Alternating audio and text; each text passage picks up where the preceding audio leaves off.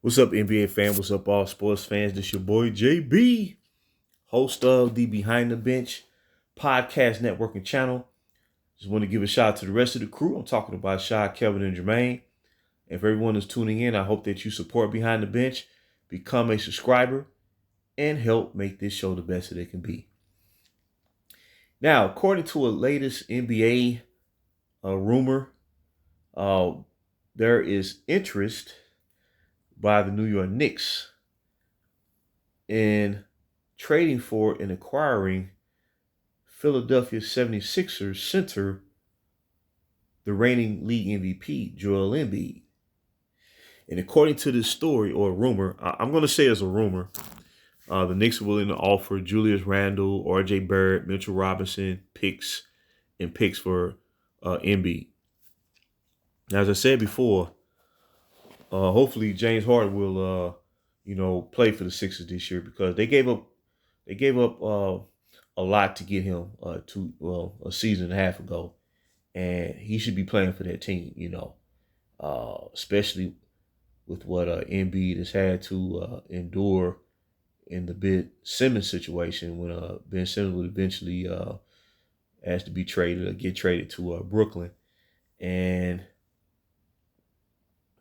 if Harden doesn't, decides not to show up and play for the Sixers, which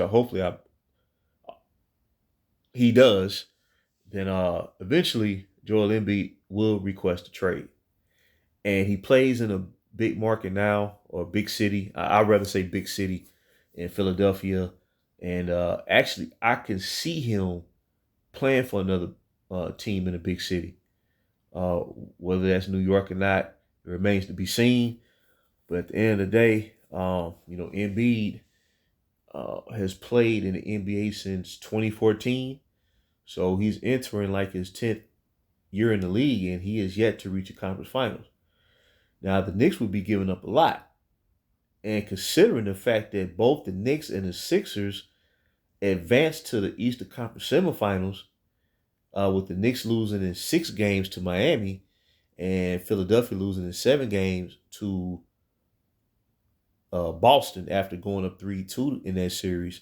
I mean, both teams are, in that regard, they're on the same level. So I don't see where or why the Knicks would do that, considering they did improve from the previous season where they didn't reach the playoffs at all, and they just signed Jalen Brunson. Julius Randle averaged like 25 and 10 last year for the Knicks. And remember, he injured his ankle in that playoff series versus Cleveland in the first round, and he had to eventually undergo surgery. Maybe if that don't happen, maybe the Knicks beat the Miami Heat in the second round and advance to the conference finals, to face Boston at the time. So I could see Embiid eventually being traded, but as to whether it would be to the New York Knicks, I'm not sure. It could happen. You never know. But I believe New York has a good thing going. I don't think they should disrupt that because to me, they'd be giving up a lot. R.J. Barrett, he played good basketball in the playoffs last season.